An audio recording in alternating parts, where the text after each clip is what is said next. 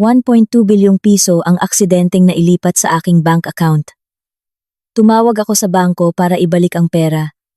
Ngunit nang ibigay ko ang aking pangalan, nagkaroon ng mahabang katahimikan sa kabilang linya. At pagkatapos ay sinabi nila, "Ma'am, hindi po ito isang pagkakamali." Nagkaroon ng malamig na katahimikan.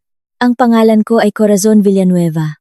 At sa halos buong buhay ko bilang isang nasa hustong gulang, naniwala ako na kung magtatrabaho ka ng mabuti, magsasabi ng totoo, at mananahimik sa isang tabi, tratratuhin ka rin ng mundo ng patas kapalit nito. Wala akong dahilan para mag-isip ng iba. Ako ay 43 taong gulang, isang mid-level compliance officer sa isang regional insurance firm sa Ortigas, Pasig City. Pag-aari ko ang isang simpleng bahay na may 3 kwarto sa isang subdivision sa Marikina, nagmamaneho ng 7 taong gulang na Toyota Vios, at nagbabayad ng aking monthly amortization sa bahay tuwing ika-4 ng buwan nang walang palya. Mayroon akong savings account, kontribusyon sa SSS at pag-EBIG na hindi ko masyadong iniisip, at isang checking account na bihirang maglaman ng higit sa 200,000 piso sa anumang oras.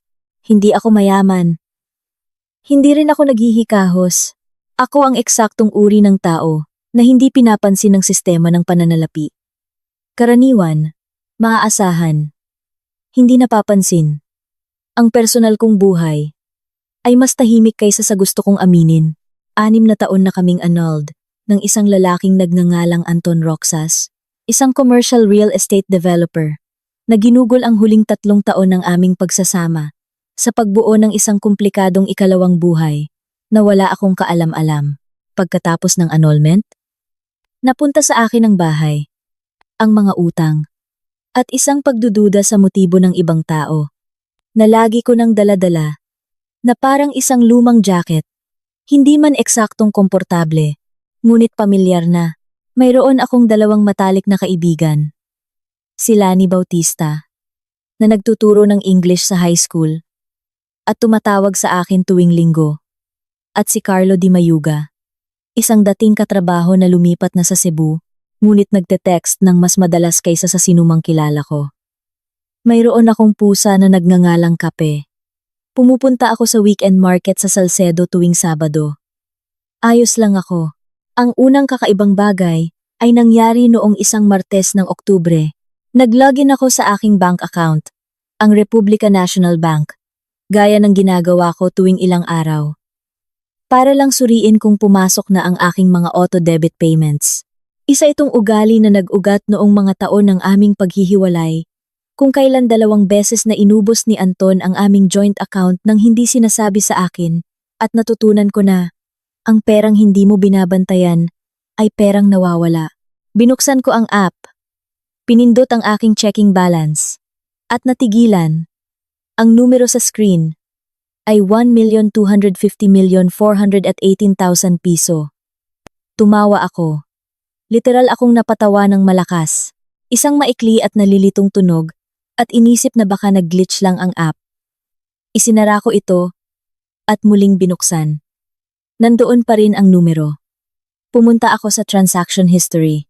Pumasok ang deposito noong nakaraang gabi, ng 11:27 ng gabi.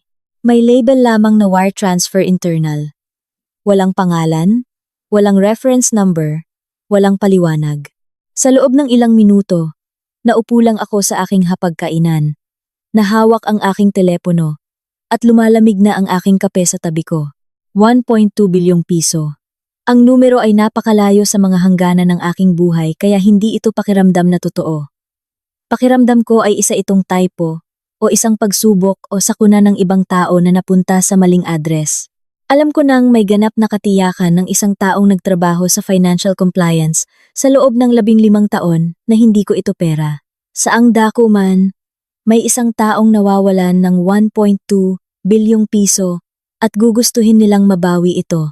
Tumawag ako sa customer service line ng bangko ng 8:02 ng umaga. Nag-navigate ako sa automated menu.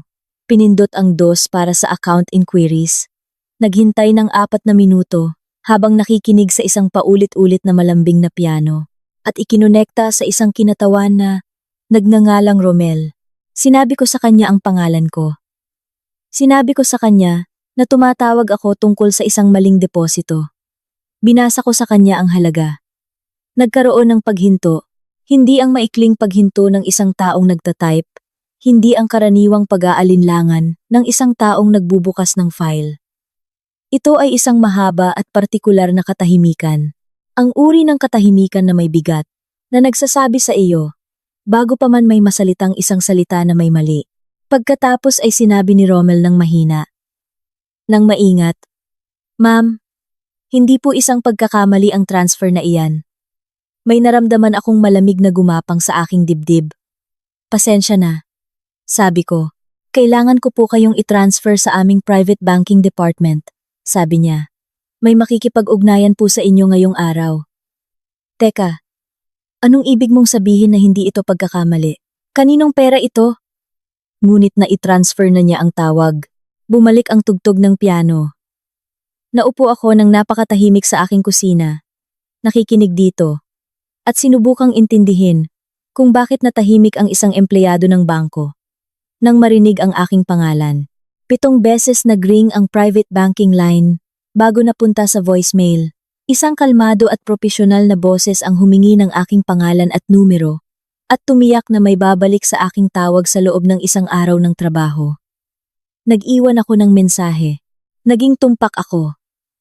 Ang pangalan ko, ang aking account number, ang halaga ng deposito, ang numero ng telepono ko, na sinabi ko ng 2 beses, ibinaba ko ang tawag at tiningnan si Kape, na nakaupo sa counter ng kusina sa ilalim ng sinag ng araw ng umaga.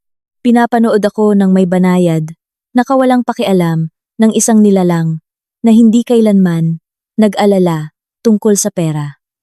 "Ayos lang ito," sabi ko sa kanya. "Hindi ito maayos." Pumasok ako sa trabaho. Nakaupo ako sa buong umaga ng Martes ng mga karaniwang file reviews at isang departmental meeting tungkol sa 4th quarter audit protocols. At wala akong naibahagi kahit ano. Ang isip ko ay nasa aking kusina sa screen ng aking telepono, sa numerong iyon. 1,250,418,000 piso. Gumugol ako ng 15 taon sa compliance. Alam ko kung ano ang nangyayari kapag may malaking halaga ng pera na dumadaan sa mga account ng walang dokumentasyon. Alam ko kung ano ang hitsura ng mga reporting thresholds ng Anti-Money Laundering Council at ng Bangko Sentral ng Pilipinas. Alam ko na hinihiling ng batas laban sa money laundering sa mga institusyon na mag-file ng mga kahina-hinalang transaction report at covered transaction report sa mga transaksyong higit sa 500,000 piso kapag hindi malinaw ang pinagmulan, at na ang isang wire transfer ng mahigit 1 bilyong piso na walang malinaw na pinagmulan at walang pangalan ng nagpadala ay eksaktong uri ng bagay na hindi nananatiling tahimik. Ang hindi ko alam, at ang patuloy na kumikiliti sa likod ng aking isipan buong araw, ay kung bakit natahimik si Rommel sa pangalan ko. Pagsapit ng oras na nagmaneho ako pauwi ng gabing iyon, nagsimula na akong bumuo ng mental na imbentaryo ng bawat posibleng paliwanag. Isang accounting error sa ibang institusyon, isang pagsubok sa internal fraud detection ng bangko, isang clerical na sakuna sa isang wire room na nagkabaligtad ng routing number, at nagpadala ng isang lehitimong transfer sa maling account. Ito ang mga makatuwirang paliwanag. Ang mga nagtatapos sa isang magalang na pagbawi, isang formal na liham ng paghingi ng tawad, at ang aking account ay babalik sa hindi kapansin-pansing 185,000 piso nito.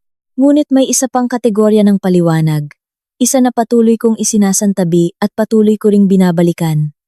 Paano kung ang pera ay hindi ipinadala sa maling account?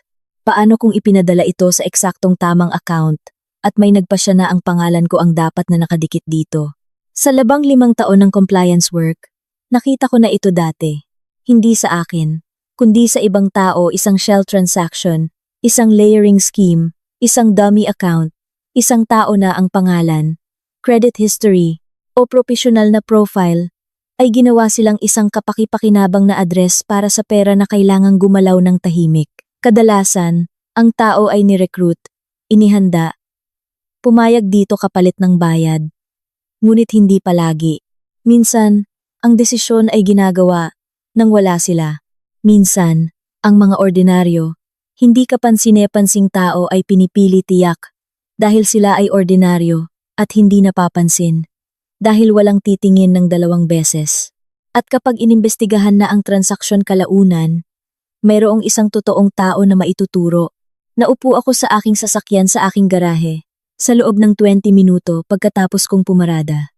Kung ang perang iyon ay inilagay sa aking account ng sinasadya, ibig sabihin ay alam na ng isang tao ang pangalan ko, ang bangko ko, ang account number ko. Maaaring sila mismo ang kumuha ng impormasyong iyon. O nakuha nila ito. Mayroon silang sapat na impluwensya sa institusyon upang magpatupad ng isang wire transfer na 1.2 bilyong piso. At ako, sa ilang dahilan na hindi ko pa matukoy, ang napili nila, ano ang nakataya para sa akin ng personal. Pinilit kong ilista ang mga ito.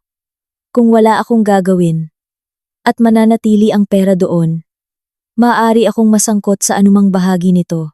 Tax fraud, money laundering, estafa, structuring, mga mabibigat na kasong kriminal. Matatapos ang aking karera sa compliance, ang bahay ko ay maaaring mapasailalim sa asset forfeiture proceedings. Maaari akong makasuhan.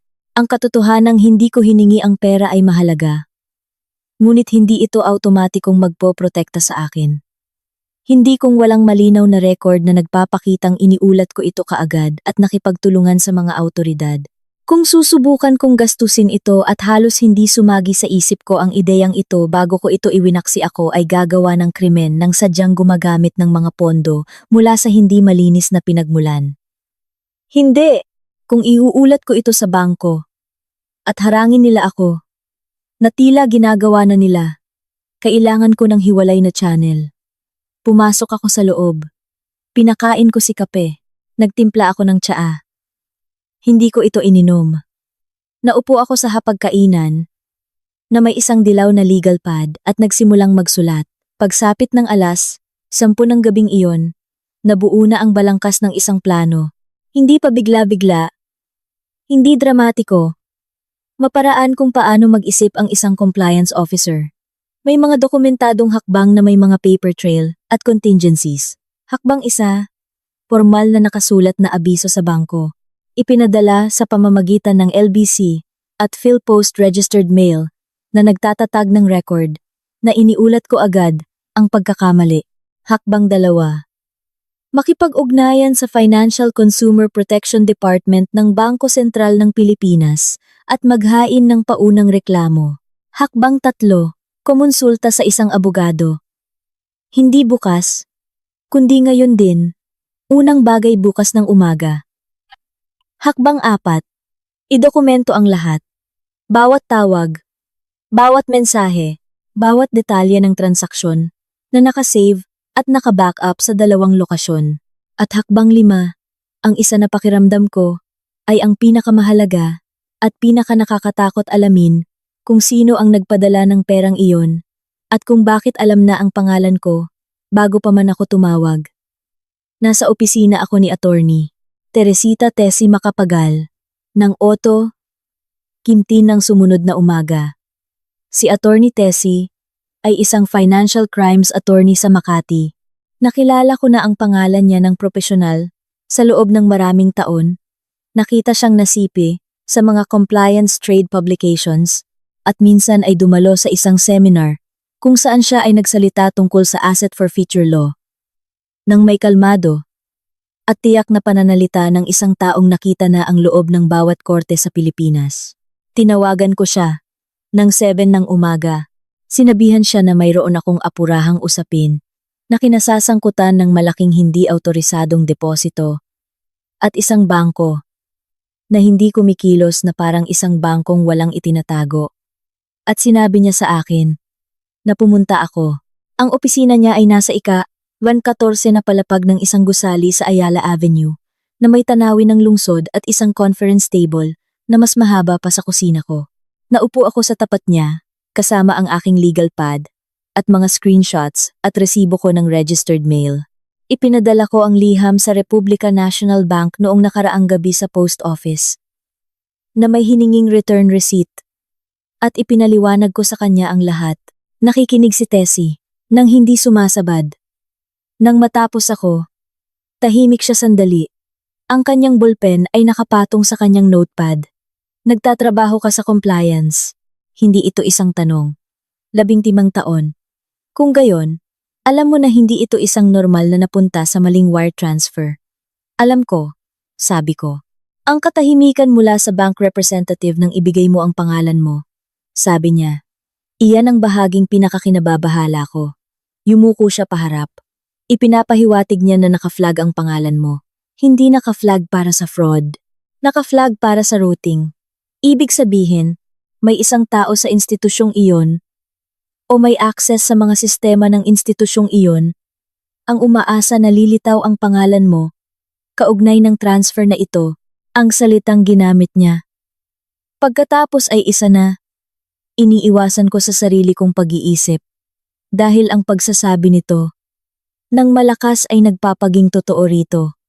Insider, may isang tao sa loob ng bangko o may institutional access ang nagpadali nito. Ang transfer ay hindi dumating sa pamamagitan ng mga normal na wire channels. Hihilingin niya ang mga SWIFT records at originating institution data. Ngunit ang katotohanan na ang isang frontline employee ay natahimik sa aking pangalan at agad akong nai-route sa isang private banking tier, ay nagpapahiwatig na ang mga tagubilin tungkol sa kung paano pangasiwaan ang mga tawag mula kay Corazon Villanueva ay nailagay na. Inihain ko ang reklamo sa Bangko Sentral mula sa opisina ni Tessie sa kanyang computer sa pamamagitan ng kanyang gabay, timestamp ng 9:22 ng umaga. Nagdraft siya ng isang formal na legal na liham sa Republica National Bank na humihingi ng pagbubunyag sa pinagmulan ng transfer sa ilalim ng regulasyon ng Anti-Money Laundering Act sa loob ng 10 araw ng trabaho o itataas niya ito ng direkta sa Anti-Money Laundering Council. Umalis ako sa opisina niya dala ang isang folder, isang retainer agreement, at ang unang matibay na istruktural na balangkas ng isang depensa. Ang registered mail delivery confirmation ay dumating sa aking telepono ng 11:47 ng umaga. Natanggap ng bangko ang liham ko. Ng 2:45 ng hapon, nakatanggap ako ng tawag mula sa isang numerong hindi ko kilala. Hinayaan ko itong mapunta sa voicemail. Ang mensahe ay mula sa isang lalaking nagpakilalang Ricardo Tuason, Senior Vice President of Private Client Services sa Republica National Bank. Ang boses niya ay suwabe at hindi nagmamadali, boses ng isang taong sanay, nang hawakan ang mga hindi komportableng pag-uusap sa pamamagitan ng paggawa nitong magmukhang komportable. Sinabi niya na naiintindihan niyang mayroon akong mga alalahanin tungkol sa isang kamakailang aktibidad sa account at na gusto niya sanang magtakda ng oras para maupo kasama ako ng personal upang linawin ang sitwasyon. Hindi niya ginamit ang salitang pagkakamali. Hindi siya nag-alok na ibalik ang transfer. Sinabi niya na umaasa siyang makarinig mula sa akin at nag-iwan ng isang direktang numero. I-forward ko ang voicemail kay Tessie kaagad. "Huwag mo siyang tatawagan pabalik," sagot niya sa text makalipas ang 14 segundo. "Huwag kang makikipagkita sa sinuman mula sa bangkong iyon nang wala ako." Nang gabing iyon, naupo ako sa aking computer at ginawa ang dapat ay ginawa ko na noong nakita ko pa lang ang deposito. Hinanap ko ang pangalan ng dati kong asawa, ang commercial real estate company ni Anton Roxas, ang Roxas Capital Holdings, ay naging paksa ng isang sibil na investigasyon ng gobyerno 2 taon na ang nakalipas. Nakita ko ang maikling pagbanggit tungkol dito sa isang artikulo sa Business World. At hindi na ako tumingin pa dahil nagbuhos ako ng malaking pagsisikap sa pagbuo ng isang buhay kung saan hindi umiiral si Anton Roxas. Ngunit ngayon, naghanap ako ng buo, ng maingat, ng sistematiko. Isinara ang investigasyon nang walang isinasampang kaso, ngunit ang dahilan kung bakit ito nabuksan ay nakadokumento sa mga court filings na nahanap ko sa e-courts at sa database ng Securities and Exchange Commission. Ang Roxas Capital Holdings ay nasangkot sa isang serye ng mga transaksyon na kinabibilangan ng isang private equity firm na tinatawag na Halcyon Meridian Corp. Malalaking halaga. hindi pangkaraniwang pag-ikot ng pera, at ang Halcyon Meridian Corp. Nahanap ko ito sa isang 3 taong gulang na investigasyon ng komisyon na naka-archive sa isang government database ay may isang registered incorporator na nakalista sa mga orihinal nitong formation documents. Ang pangalan niya ay Patricia Roxas Lim, kapatid ni Anton. Hindi ko pa nakilala si Patricia. Bihira at laging maikli lang siyang nabanggit ni Anton. Nakatira siya sa ibang bansa. Sabi niya dati. Nagtatrabaho siya sa pananalapi. Hindi sila close. Wala akong mukha para sa kanya. Walang numero ng telepono. Walang imahe. At gayunpaman ang kanyang pangalan ay nasa isang corporate document na konektado sa isang firm na konektado sa lalaking sistematikong nanlinlang sa akin sa loob ng 3 taon ng aming pagsasama. Napahilig ako sa aking upuan at naramdaman ang partikular na malamig na kalinawan ng isang taong kakaintindi pa lang sa hugis ng bagay na kinapapalooban nila. Hindi ito random, pinili ako. At ang mga taong pumili sa akin ay hindi mga estranghero. Formal na naghain si Tessie ng referral sa Anti-Money Laundering Council noong Huwebes ng umaga. At nagpadala ng sabay na abiso sa Department of Justice na ang kanyang kliyente ay nakatanggap ng hindi maipaliwanag na transfer na 1,250,418,000 piso at na ang Republican National Bank ay nabigong tumugon ng makabuluhan sa 2 kahilingan para sa origin documentation sa loob ng statutory window. Wala ako doon nang gawin ang pag-file. Sinabihan ako ni Tessie na pumasok sa trabaho, kumilos ng normal, at walang baguhin sa aking routine. Ang pinakamapanganib na bagay na maaari mong gawin ngayon, sabi niya, ay ang magmukhang nagtatago ka. Kaya, nagmaneho ako, papunta sa trabaho. Nag-review ako ng compliance files. Kumain ako ng tanghalian sa desk ko.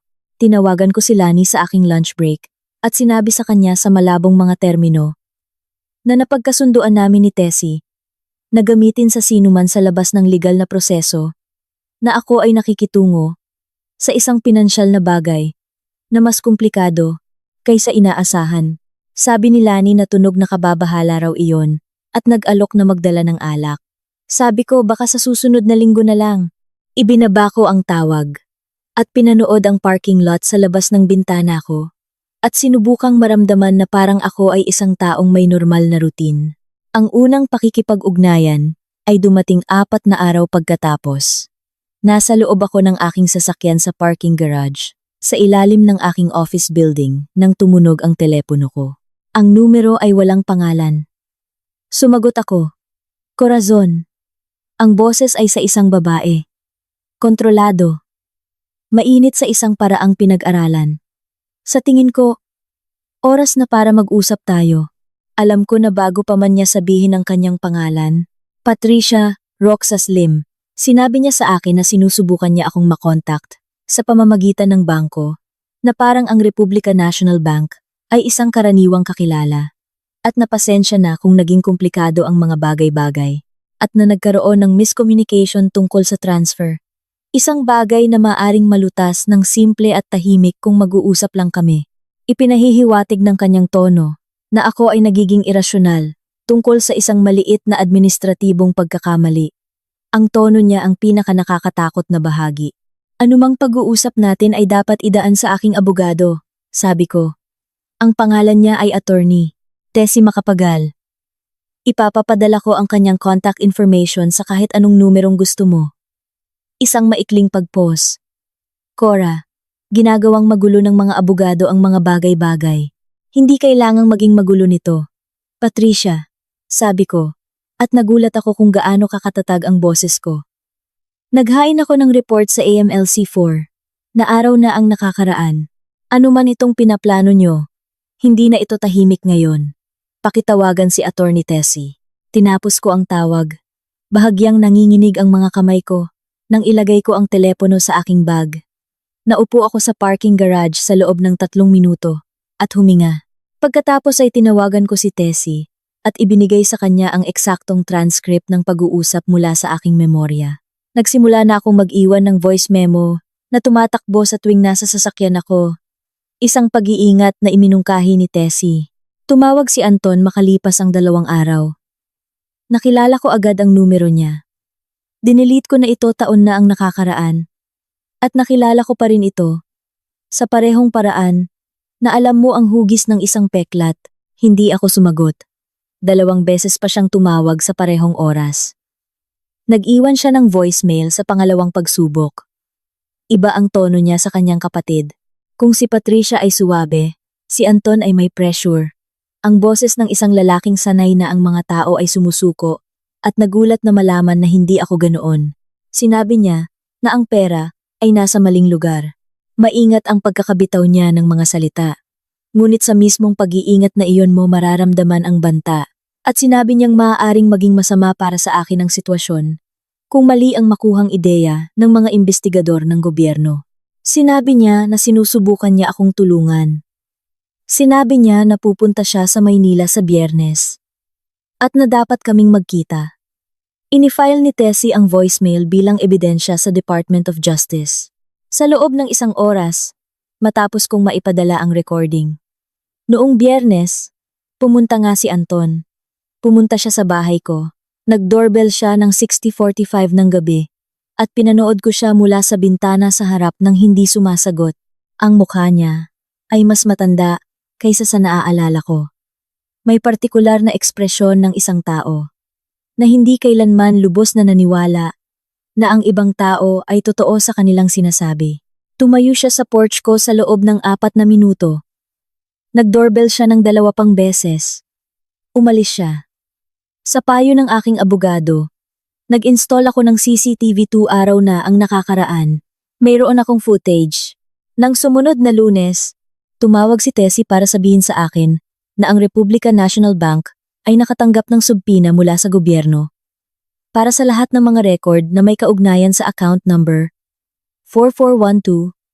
4412-707-3000-889, ang aking account. At na isang pangalawang subpina ang inilabas para sa rehistradong institusyon ng bangko ng Halcyon Meridian Corp. Ang makinarya ay gumagalaw na. Pinagalaw ko ito at gumagalaw na ito. Kumuha ako ng 4 na araw na pahinga pagkatapos niyon. Hindi bakasyon. Pumasok ako sa trabaho. Nag-function ako. Ngunit hinayaan ko ang aking sarili na umatras mula sa mga gabi ng pagbabasa ng mga legal na dokumento, paghahanap sa mga record ng Securities and Exchange Commission, at pakikinig sa mga voice memo. Pumunta ako sa weekend market noong Sabado. Kumain ako ng hapunan kasama si Lani noong Linggo, at hindi nagsalita tungkol sa alinman sa mga ito. At hinayaan ko ang aking sarili na tumawa sa kanyang kwento tungkol sa isang estudyante na nagpasa ng sanaysay na isinulat ng buo, mulong-bula sa lyrics ng kanta. Natulog si Kape sa kandungan ko. Naupo ako sa back porch ko at pinanood ang liwanag ng Nobyembre na naging manipis at kulay ginto sa ibabaw ng bakod ng kapitbahay. At hinayaan kong maramdaman kahit sandali lang na parang isa akong tao na magiging maayos lang ang lahat. Dumating ang alok sa pamamagitan ng opisina ni Tessie na inihatid sa anyo ng isang liham mula sa isang law firm na tinatawag na Velasco Sai Law Office na hindi ko pa naririnig. At agad na nakilala ni Tessie bilang isang firm na dalubhasa sa pagresolba ng mga sensitibong usaping pinansyal.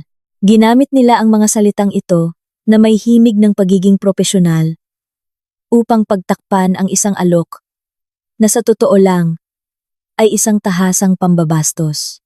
Iminungkahi ng liham sa maingat na legal na lengguwahe.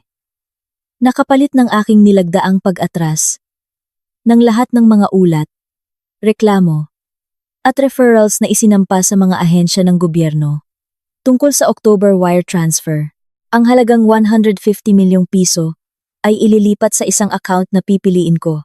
Ang orihinal na 1,550,000,418,000 piso ay babawiin at ang lahat ng partido ay magsasagawa ng Mutual Non-Disclosure Agreement. Ginamit ng liham ang salitang resolusyon ng 7 beses, 150 million. Naaalala ko ang pagbasa nito sa conference table ni Tessie noong umaga ng Miyerkules, at naaalala ko ang tiyak na kalidad ng nararamdaman ko habang binabasa ko ito. Hindi tukso, hindi eksakto. Isang bagay na mas katulad ng pagkilala. Nakilala ko ang hugis ng alok. Sa paraang makikilala mo ang hugis ng isang bagay na binalaan ka na. Heto na. Ang ginagawa nila, kapag natatakot sila. Inaalok nilang bilhin ang katahimikan ko, sabi ko. Inaalok nilang bilhin ang iyong kooperasyon sa isang kasalukuyang investigasyon ng gobyerno, sabi ni Tessie, na magiging dahilan para managot ka sa obstruction of justice. Alam nilang ang alok na ito ay hindi ginawa sa magandang layunin. Ginawa ito para makita kung ikaw ang uri ng tao na mabibili. At kung oo, mayroon na silang dokumento na nagpapatunay na tumanggap ka ng bayad upang bawiin ang kooperasyon sa mga awtoridad. Tiningnan ko ang liham ng ilang sandali pa. Pagkatapos ay inilapag ito ng pabaliktad sa mesa. I-file mo ito sa DOJ. Sabi ko. Ngumiti si Tessie. Maliit at tiyak. Na-draft ko na ang cover letter. Pagkatapos noon, nagkaroon ng panahon ng katahimikan. Huminto sa pagtawag si Patricia. Hindi na lumabas ang numero ni Anton sa telepono ko. Ang mga abogado ng Velasco, Sai ay walang ipinadalang karagdagang sulat. Ito ang katahimikan ng mga taong nag-iisip ng bagong plano. At nasa compliance na ako ng sapat na panahon para malaman na ang ganoong uri ng katahimikan ay hindi kapayapaan. Ito ay obserbasyon. Inoobserbahan nila kung bibigay ako. Hindi ako bumigay. Ngunit tao lang din ako na nakakaramdam ng takot. At alam ko iyon. Iyon ang oras na tinawagan ko si Carlo Di Mayuga sa Cebu. Nagtrabaho kami ni Carlo ng 4 na taon sa insurance firm bago siya kumuha ng posisyon sa isang risk management consultancy sa Cebu. Siya ay 51, maparaan, at may talento sa pakikinig nang hindi sinusubukang ayusin ang mga bagay, isang bihirang katangian kaysa sa inaamin ng mga tao. Tinawagan ko siya noong Huwebes ng gabi mula sa aking back porch. Naka-jacket dahil sa malamig na simoy ng hangin ngayong Nobyembre. At sinabi ko sa kanya ang lahat, hindi ang malabong pinansyal na bagay na ibinigay ko kay Lani. Lahat, ang deposito, ang bangko, si Patricia, si Anton, ang mga subpina, ang alok. Matagal siyang natahimik nang matapos ako. Pagkatapos ay sinabi niya, Cora, itinatabi mo ba ang mga pisikal na kopya ng lahat? Napaka-Carlo ng tanong na iyon. Hindi ka ba natatakot? O ano ang magagawa ko? Kundi ligtas ba ang mga dokumentasyon mo? Oo, sabi ko. May mga orihinal si Tessie. At may mga kopya ako sa isang safety deposit box sa ibang bangko. Mabuti. Isang paghinto. Alam mo namang mananalo ka dito, di ba? Hindi ko alam iyon. Inaasahan ko ito. Ngunit hindi ko hinayaan ang sarili kong sabihin ito o marinig ito. At ang simpleng pagdedeklara nito, mula sa isang taong kilala ako, at sinadya ito, inabot nito ang isang bagay na matagal ko nang maingat na itinatago. Hindi ko alam yan, sabi ko. Alam ko, sabi niya. Pinanood kitang magtrabaho ng 4 na taon. Ikaw ang pinakamaingat, pinakadetalyadong tao na nakilala ko. At anuman ang itinayo nila ito sa pag-aakalang ikaw ay magpapasailalim o mananatiling hindi nakikita. Nagkamali sila sa iyo. Nagmaneho si Lani papunta sa bahay ko noong Biyernes, na may dalang 2 bote ng wine at isang lalagyan ng baked macaroni na inilagay niya sa oven ko, nang hindi nagtatanong. Naupo kami sa hapagkainan hanggang hating gabi. Wala kaming naresolbang anuman.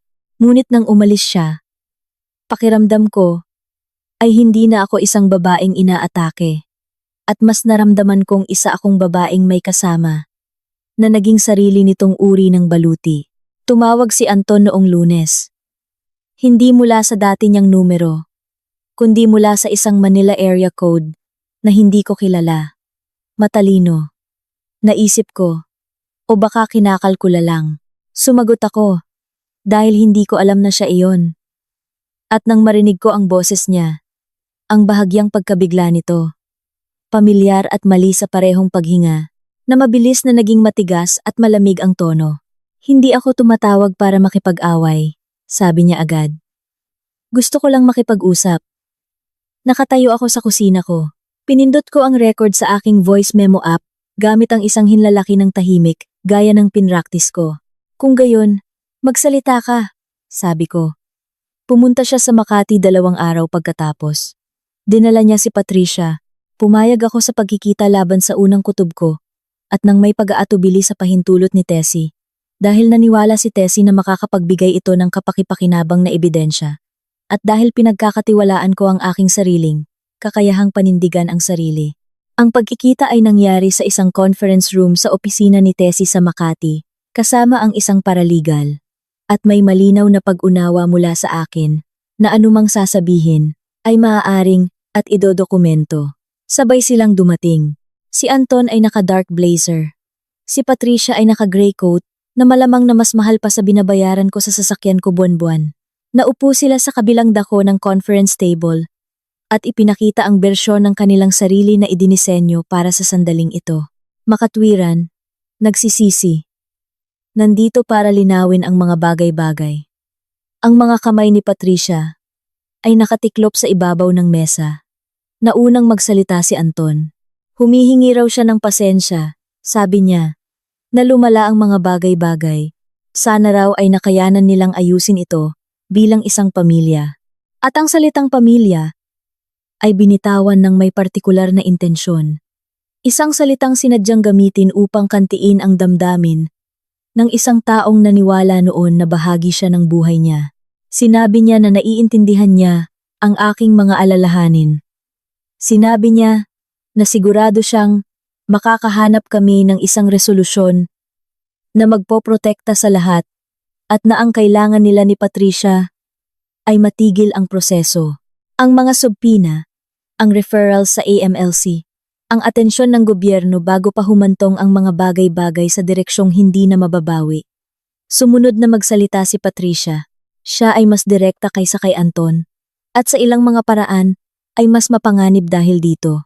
Sinabi niya na naiintindihan niya na ako ay inilagay sa isang mahirap na posisyon lengguwahe, na malinis na nagbubura sa katotohanang ang posisyon ay ginawa nila at na ginagalang niya ang aking pag-iingat. Pagkatapos ay may sinubukan siyang iba. Iniba niya ang tono niya patungo sa isang bagay na halos parang magkapatid, halos nagtatapat, na parang kaming dalawa ay nagbabahagi ng isang pribadong pag-unawa na si Anton. Tumingin siya sandali kay Anton. Isang kinakalkulang tingin. Hindi lubos na maa-appreciate. Sinabi niya na alam niya kung ano ang pakiramdam ng maliitin ng mga lalaki na nag-aakalang mas naiintindihan nila ang sitwasyon kaysa sa tunay na nangyayari. Sinabi niya na palagi siyang humahanga sa mga taong pinoprotektahan ang kanilang sarili. Sinabi niya na naisip niya na ako ay sapat na matalino para makilala ang isang tunay na alok kapag may ginagawa. Ito, napagtanto ko, ang pinakasopistikadong manipulasyon sa buong silid. Hindi ang diretsahang apela ni Anton sa pamilya, kundi ang salamin ni Patricia. Heto, hayaan mong ipakita ko sa iyo ang sarili mo. Hayaan mong ipahiwatig ko na ikaw at ako ay parehong uri ng babae. Hayaan mong pakiramdam na ang pagtanggap nito ay tulad ng paggalang sa sarili sa halip na pagsuko. At pagkatapos ay maingat niyang sinabi na nag-research siya sa aking sitwasyon ang balanse ng housing loan ko, sabi niya. Ang mga buwanang gastusin ko, ang mga limitasyon ng sahod ng isang compliance officer, at umaasa siyang naiintindihan ko kung ano ang magagawa ng 1.2 bilyong piso para sa isang babaeng nasa aking sitwasyon. Hindi siya nagbibigay ng alok, ipinaalala niya sa akin ang aking kaliitan. Naiintindihan ko ang sinusubukan mong gawin, sabi ko. Wala ni isa sa kanila ang nagsalita. Gusto niyo akong maramdaman na dehado ako, na ang buhay ko ay napakaliit para makaligtas dito, na ang praktikal na bagay, ang makatuwirang bagay, ay umatras at hayaan na lang, at kumuha ng kapalit mula sa aking problema. Tiningnan ko si Patricia. Tapos si Anton. Itinayo ninyo ito sa pag-aakalang maaari akong makontrol. 6 na taon akong nag-isip para intindihin kung ano ka. Anton, sana ay mas mabilis ko itong naintindihan. Ngunit naiintindihan ko na ngayon. Nagbago ang ekspresyon ni Anton. Nawala ang pagiging makatwiran, hindi nang biglaan, kundi malinis. Kung paano nahuhulog ang maskara kapag ang taong may suot nito ay nagdesisyon na hindi na ito kapakipakinabang. Cora, sabi niya, at ang boses niya ay hindi na mainit. Hindi ka kasing protektado gaya ng inaakala mo. Tapos na ang meeting na ito, sabi ng paralegal ni Tessie. Sabay tayo. Umalis sila. Hindi lumingon si Anton. Pinigilan ni Patricia ang pinto nang may sobrang sandali. Nakatingin sa akin mula sa kabilang panig ng silid na may ekspresyong hindi ko lubos na mabasa. Hindi saktong galit. Hindi saktong pagkamuhi. Isang bagay sa pagitan ng pagtatasa at malamig na puot. Pinigil niya ito sa loob ng 2 buong segundo. Na parang gusto niyang intindihin ko. Na isinasaulo niya ako. Inililista ako. Pinagdedesisyonan ng isang bagay tungkol sa akin na hindi kailanman maririnig sa silid. Pagkatapos ay sumara ang pinto. Nang sumara ang mga pinto ng elevator, naupo ako ng tahimik sandali. Ang puso ko ay tumitibok ng mas mabilis kaysa sa gusto ko. Ang sinabi ni Anton, hindi ka kasing protektado, gaya ng inaakala mo, ay tumugtog ng isang beses sa isip ko. At ang huling tingin ni Patricia ay tumugtog kasabay nito at hinayaan kong tumugtog silang dalawa. Pagkatapos ay hinayaan kong maging gasolina sila. Naupo ako sa silid na iyon. Tiningnan silang dalawa at hindi gumalaw. Hindi ako nanginig sa maingat na imbentaryo ni Patricia sa aking kaliitan at hindi ako naakit ng kanyang pagtatangka na gawing pagsuko ang pagkakaisa. Hindi ako lumambot sa gawa-gawang pagsisisi ni Anton. Totoo ang takot na naramdaman ko sa pagmamaneho pa uwi. Ngunit hindi ito ang takot ng isang taong magbabago ng direksyon. Ito ay ang takot ng isang tao na lubos na naintindihan ang laki ng kanyang kinakalaban at nagdesisyon na ang laki ay hindi ang mahalagang variable.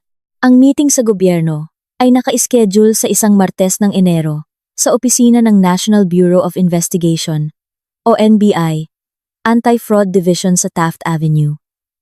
Hindi ito isang paglilitis. Hindi ito isang arraignment.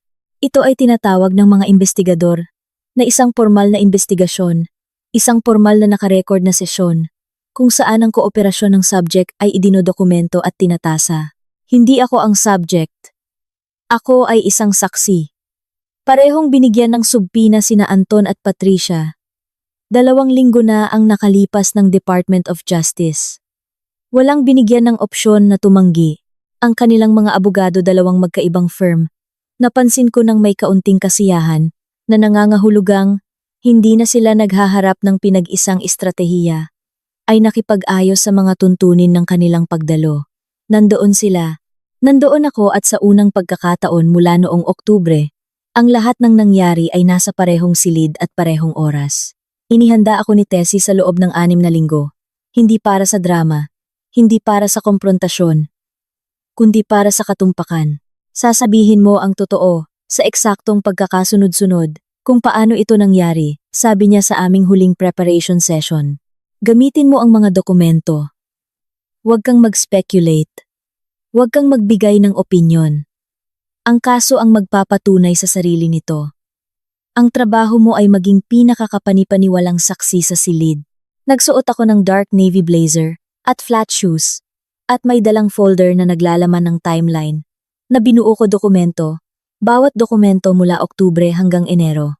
Bawat tawag, bawat voicemail, bawat liham, bawat SEC filing, ang CCTV footage ni Anton na nakatayo sa porch ko ng 4th na minuto, nagring ng 2 beses, umalis, ang mga resibo sa LBC at PhilPost, ang mga voice memos, ang alok mula sa Velasco.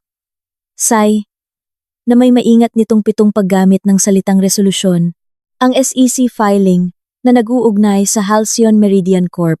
Kay Patricia Roxas Lim. Ang investigasyon, lahat ito ay naka-index, may petsa, at nakaayos-ayon sa pagkasunod-sunod. Binuo ko ito sa loob ng 3 buwan. Hindi ito isang madramang eksena. Isa itong maingat at planadong estratehiya. Bago ang gabing iyon, Naupo ako sa hapagkainan ko sa loob ng isang oras at pinasadahan ang folder sa huling pagkakataon. Hindi para isaulo ito, kundi para isabuhay ito. Bawat dokumento ay isang sandali na pinagdaanan ko. Ang resibo ng registered mail ay ang umagang nakatayo ako sa counter ng post office sa dilim ng maagang Nobyembre bago magtrabaho, bago pa magising ang iba, at nagdesisyon na bawat aksyon na gagawin ko ay mag-iiwan ng marka na hindi mabubura. Ang voice memo ng nagbabantang voicemail ni Anton ay ang gabi na naupo ako sa aking sasakyan, sa sarili kong garahe. Hindi makapasok dahil nanginginig ang mga kamay ko. Ang liham mula sa Velasco, ay ang umaga ng Miyerkules na nabasa ko ang salitang resolusyon ng 7 beses at naramdaman sa unang pagkakataon na hindi takot kundi katiyakan. Alam ko ang kwento sa loob ng folder dahil isinabuhay ko ito. At isinabuhay ko ito ng maingat. At walang sino man sa gusaling iyon ng gobyerno ang magsasabi sa akin ng bersyon nito na hindi ko nakikilala. Dumating si Anton kasama ang kanyang abogado ng 9:08 ng umaga. Hindi niya ako tiningnan sa pasilyo. Dumating si Patricia nang hiwalay ng 9:14. Malapit sa kanya ang kanyang abogado. Ang postura ng isang tao na umaasang yayanig ang lupa. Naupo ako kasama si Tessie sa waiting area at pinanood sila at nakaramdam ng sobrang kalmado. Sa paraang nakakaramdam ka ng kalmado kapag nagawa mo na ang lahat ng maaari mong gawin. At ang kinalabasan ay nasa kamay na ng isang proseso na mas malaki kaysa sa sinumang individual sa silid. Nagsimula ang sesyon ng 9:30. Ang nangungunang investigador ay isang babaeng nagngangalang Special Investigator Katrina Dizon.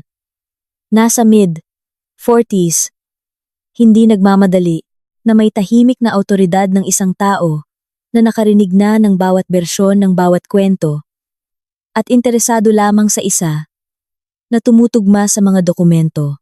Ibinigay ko muna ang aking salaysay ng sunod-sunod habang nakabukas ang aking folder sa harap ko at ang bawat piraso ng ebidensya ay ibinibigay habang naabot ko ito ng magkakasunod-sunod. Nagtanong si Dizon ng 12 katanungan. Sinagot ko ang 11 gamit ang mga dokumento at isa mula sa memorya. Tumagal ang sesyon ng 40 minuto.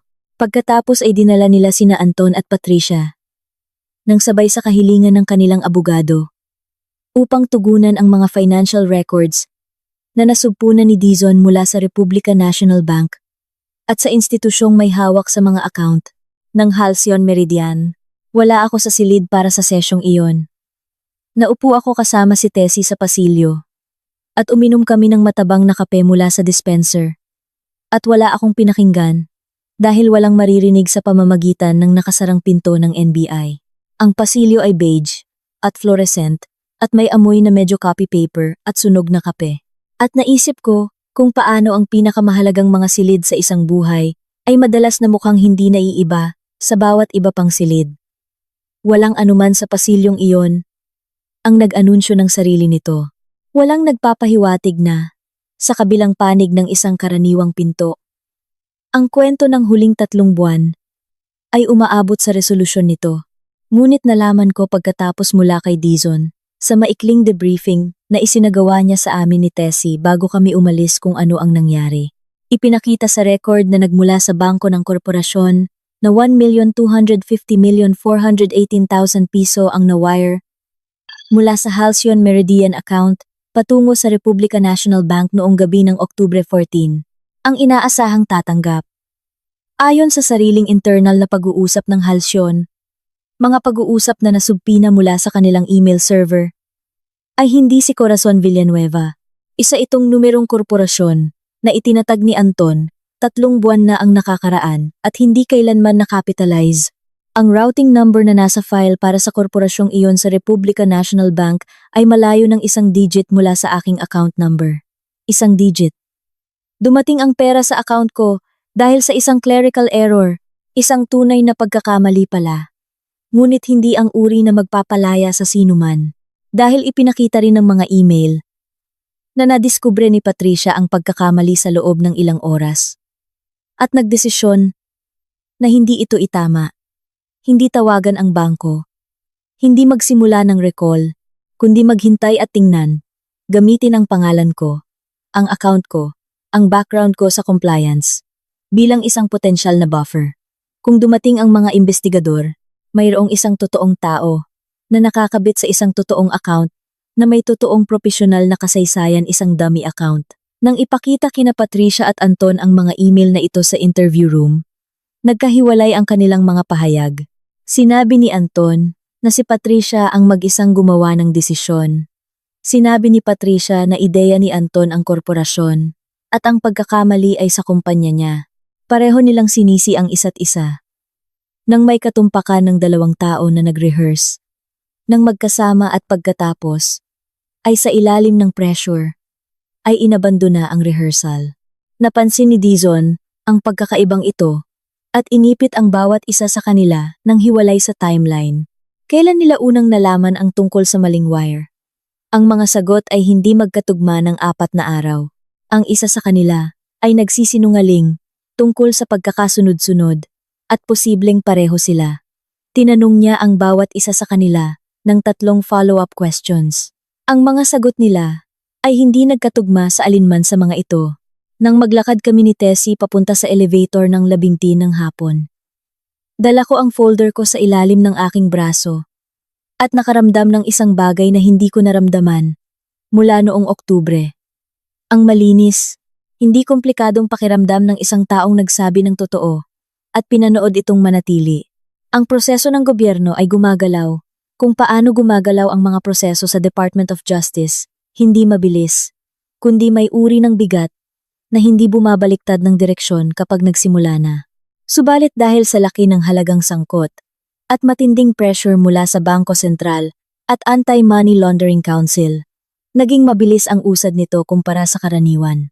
Ang formal na pagsasampa ng kaso sa korte ay inihain noong huling bahagi ng Marso, 6 na buwan pagkatapos ng deposito.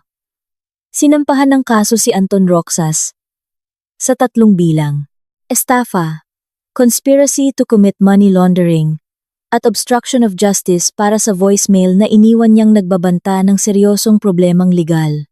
Sinampahan naman si Patricia Roxas Lim ng 4 na bilang: estafa, money laundering, conspiracy, at pag-file ng maling corporate registration document sa Securities and Exchange Commission, ang Halcyon Meridian Formation, na naglalaman ng mga material na maling representasyon tungkol sa capitalization at operasyon ng kumpanya. Si Ricardo Tuason, Senior Vice President of Private Client Services sa Republica National Bank, ay sinampahan ng hiwalay sa 2 bilang ng conspiracy at isang accessory after the fact. Siya ang naglagay ng mga tagubilin sa aking account, hindi upang baligtarin ang transfer, kundi i-route ang anumang inquiry calls mula sa account holder na si Corazon Villanueva sa kanyang direktang linya. Alam niya ang tungkol sa mga maling pondo sa loob ng 12 oras mula sa deposito at wala siyang sinabi sa mga regulator dahil si Patricia ay naging pribadong kliyente ng bangko sa loob ng 9 na taon at kinakatawan. Kalaunan ay sinabi ni Dizon kay Tessie ang isang relasyon na bantulot na guluhin ng institusyon. Binuksan ng Bangko Sentral ng Pilipinas ang formal na pagsusuri sa Republica National Bank. Pumasok ang bangko sa isang consent order sa loob ng 40 araw. Sumasang-ayon na magpatupad ng pinahusay na wire transfer controls at third-party transaction monitoring na sumailalim sa 6 sa 8 buwang pagbabantay ng gobyerno at magbayad ng civil penalty na 250 milyong piso. Nagpadala rin sila sa akin ng isang formal na liham ng paghingi ng tawad para sa paghawak ng iyong inquiry noong Oktubre na pinirmahan ng CEO na pinaframe at isinabit ni Tessie sa kanyang conference room. Habang sinasabi niya, isang paalala kung ano ang hitsura ng stonewalling kapag ang kabilang panig ay hindi nagpatinag. Ang 1,250,418,000 piso ay ibinalik mula sa aking account sa pamamagitan ng isang court-ordered reversal noong Nobyembre 19 na. 5 linggo pagkatapos itong dumating, bumalik ang balanse ko sa 185,000 piso. Bawas ang humigit kumulang 5,000 piso na ginastos ko para sa registered mail at isang safety deposit box. Malaki ang fees ni Tessie. At binayaran ko ang mga ito. At hindi ako nagsisisi kahit isang piso. Mas naging sulit pa siya kaysa roon. Nang isulat ko ang huling tseke sa kanyang firm, inabot niya sa akin ang isang kopya ng mga dokumento ng kaso na may isang yellow sticky note sa harap na nagsasabi lamang, "Ginawa mo ito." Itinatabi ko pa rin ito sa parehong folder, tulad ng mga resibo ng registered mail at ng liham ng Velasco, Sai, at ang CCTV footage. Ang folder ay naninirahan sa isang filing cabinet sa aking home office at hindi ko na kinailangan pang buksan itong muli, na siya namang pinakamagandang bagay na masasabi ko tungkol dito. Noong hapon na inihayag ang mga kaso, naupo ako sa aking hapagkainan na nakakalong si kape at binasa ang press release ng Department of Justice sa aking telepono. Ito ay may 4 na talata. Pinangalanan nito sina Anton, Patricia, at Ricardo Tuazon. Inilarawan nito ang pamamaraan gamit ang isang maling wire transfer at isang walang kamalay-malay na account holder upang lumikha ng isang buffer entity sa isang operasyon ng money laundering sa 2 malinis na pangungusap. Hindi pinangalanan ang walang kamalay-malay na account holder.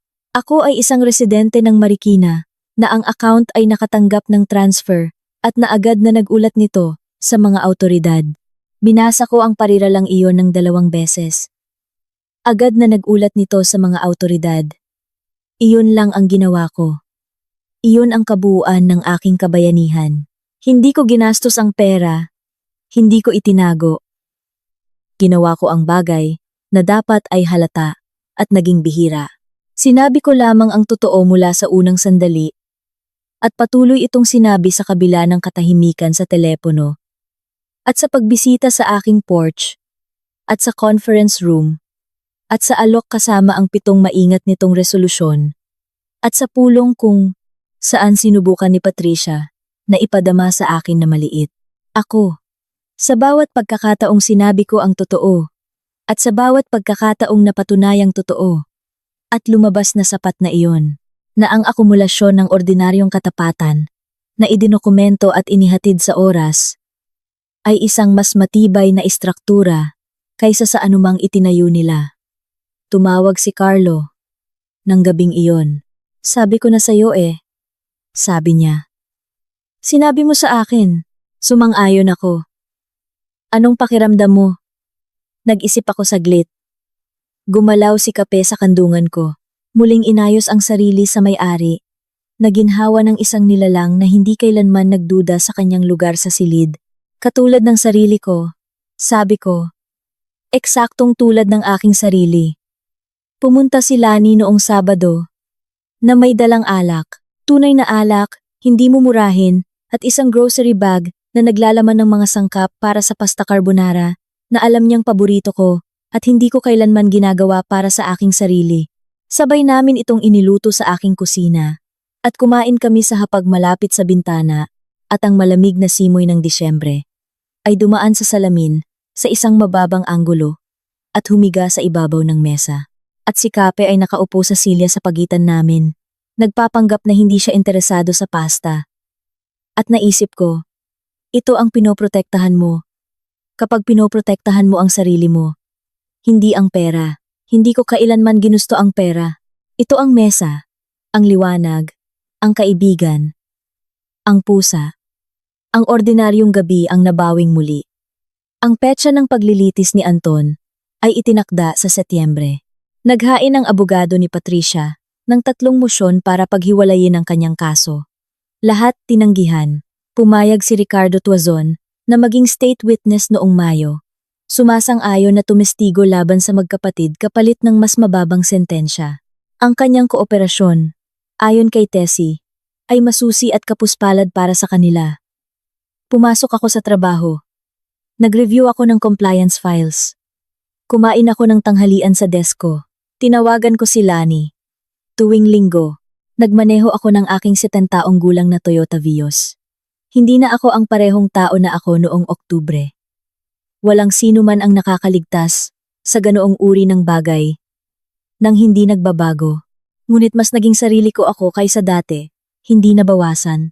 Ang taong nakaupo sa conference room ni Tessie Macapagal at tumingin kay Anton Roxas at nagsabing, "Naiintindihan ko na ngayon, hindi iyon isang bersyon ko na nilayon kong mawala." Nahatulan si Anton Roxas sa lahat ng 3 bilang noong Setyembre at nasentensyahan ng 7 taon sa bilibid.